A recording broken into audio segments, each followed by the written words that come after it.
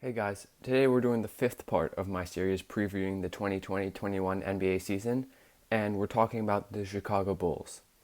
Last season, the Chicago Bulls finished with a 22-43 record, and that was pretty disappointing because there were some people who were thinking that maybe they could at least challenge for the playoffs, but they didn't even get invited to the bubble.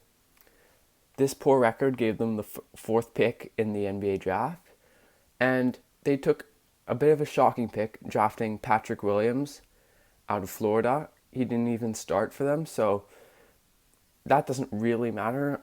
When you're drafting, you're more looking for a prospect, but that was a bit shocking. A lot of people were thinking they'd take Denny Avdia or someone else, or maybe even trade up. The rest of the offseason was pretty quiet.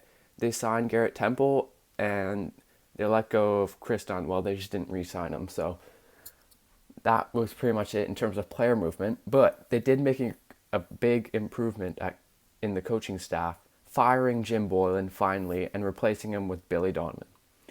Boylen was a lot of the reason why the Bulls had a poor record. I mean, he was just not a very good NBA head coach, and I doubt he'll get another head coaching job. I mean, his rotations were off. He clearly didn't have the trust of the playoffs, and he just wasn't a very good coach in general, and really hurt the team in my opinion. And they replaced him with Billy Donovan, who I don't think is a great coach, but he's definitely an NBA level coach and a pretty decent coach who will be able to hopefully get this team motivated and ready to play and drop some nice plays and create a good system for them and just improve them. And I definitely think he will improve them. Maybe not to the playoffs, but better than last season for sure. For key players, I have no one. I mean, there isn't really too many exciting players or a key player to talk about for the Bulls. I mean, obviously Zach LaVine is their best player, but I can just talk about him when I project their starting lineup, which I will do now. So my projected starting lineup for the Bulls is Kobe White at point guard. Obviously, he came off the bench last season with Tomas Satoransky starting, but they didn't draft a guard. I think they're putting the faith in him, so I think he'll start. Shooting guard, Zach LaVine, of course. Um, I'm not a big fan of Zach LaVine's. Last season, he averaged 25 points per game, which might surprise a few, but I don't really think he's a player that helps you win basketball games, and that's what it's all about. Like, not that it's empty stats, but just scoring in a way that doesn't really help the team. He's not a good defender. He doesn't really do much else apart from score the ball, and I'm not too sure. I definitely don't think he can be the best player on a very good team, and I don't know how suited he is to be like a second or third option. So I'm not too high on Zach LaVine, but still a good score. 25 points per game. That's still impressive. So we'll see how he does this season. Hopefully Billy Donovan can get him playing a bit more focus, maybe improve the playmaking of him or White, with Kobe White only averaging 3 assists for a point guard last season. That's pretty poor. So hopefully he can improve their playmaking, that guard tandem, and also they're putting the effort in defense. Someone who's returning from injury is Otto Porter Jr. It's a toss-up between him and Patrick Williams and who will start. I'm going to edge slightly towards Otto Porter Jr. I think just the experience, and Patrick Williams came off the bench in college, so maybe they'll phase him in during the season, but I think their opening day lineup will have Otto Porter Jr. at the small forward. And Otto Porter Jr. is a really good 3-and-D guy. Yes, he's overpaid, but he can definitely help this team win basketball games. One of the best spot-up shooters in the league and a pretty good defender. Now, at power forward, they have Lauri Markkanen, and he was probably the biggest victim of the Jim Boylen regime. Like, he wasn't getting shots, the offense wasn't creating for him, and he was told to focus more on rebounding, and that's not really what you want your 7-foot shooter to do. So hopefully Donovan can get him some more shots. He averaged 15 points per game, and the efficiency was okay. So what that tells me is just he needs to be taking more shots to at least get him up to 18 to 20 points per game, and the offense creating 3-pointers for him, creating easier looks for him, and not being built around him, but definitely sometimes running plays for him to get him more involved. And at center, a player that I like on the Bulls is Wendell Carter Jr.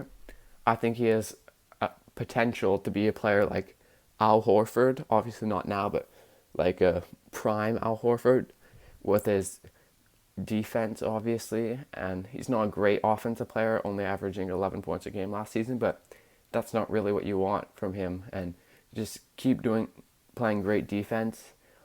He's a pretty good rebounder, got 9 boards a game last season, so hopefully he can take a step forwards, and if he can do that, I think the Bulls can win a few more games.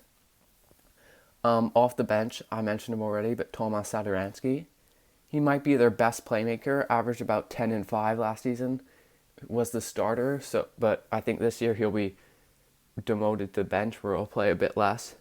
Shooting guard Garrett Temple can give them some decent bench scoring-ish, maybe. I don't know. I don't really have much of an opinion on Garrett Temple.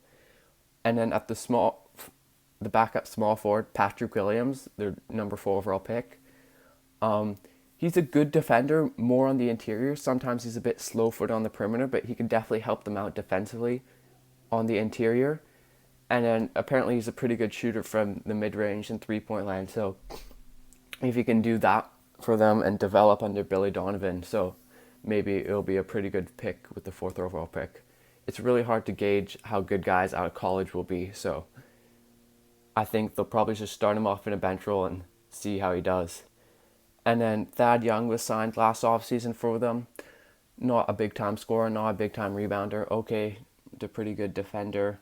I mean, he's just really there to be a glue guy and to bring some veteran leadership, and I mean, that's okay. That's kind of what you want from him. Don't really have much to say. He's not a huge contributor for them, but he can be a useful player. And then finally at center, I'd love to see them give Daniel Gafford a few more minutes and some more opportunity as that backup center. Only averaged 5 points a game last season, but averaged 1 block a game. So he's a really good shot blocker, and that can definitely help the Bulls out defensively. So I'd like to see a bit more of him, and hopefully he gets a few more minutes. So some of the positives from this team is they're still a young-ish team. So a player like Lauri Markkanen or Kobe White could really break out and become like the leader of this team, and there's going to be lots of opportunity for them.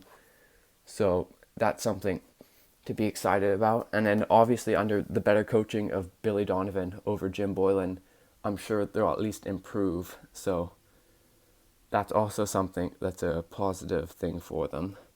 And they're a pretty good shooting team. Like Kobe White's a pretty good shooter, Zach LaVine's a good shooter, Otto Porter's a good shooter, Markkanen is a good shooter. So that's 4 of your starting lineup, and that's a good sign, and just really shows that they can move forwards in the modern NBA. Some of their weaknesses is playmaking. That's why I thought they'd go with a guy like Denny Avdia in the guard. In the draft, I mean. A forward who can play make a little bit and probably help out the guards who aren't great playmakers, Kobe White and Zach LaVine. And Tomas Satoransky is an okay playmaker, but you don't really want to be playing him too many minutes, so that's one of the weakest. And then defensively, I mean, if they don't put in the effort and Zach LaVine's not putting in the effort, Kobe White's not really a great defender, then they could be a really poor defense. And then they don't really have that star, as I mentioned. Zach LaVine, 25 points a game is impressive, but I really don't see him as a star in this league. Like, I just don't think he helps you win very much. And then their bench is a bit weak, apart from Satoransky, and maybe we'll see what Patrick Williams is. It's really hard to gauge with rookies. If everything goes right, I think maybe they can sneak into the 8 seed or the play-in game, but I think that's unlikely. I just think there's too many good teams in the East, like, competing for that 8 seed with the Hawks and the Wizards and the Hornets and the Magic are still around. So I think the Bulls are probably worse than all of those teams. So with that in mind, I'm going to say they're going to be the 12th seed this season. Not too optimistic about them, but you never know. And things could be worse. They could be the Knicks. Anyways, thanks for watching, guys.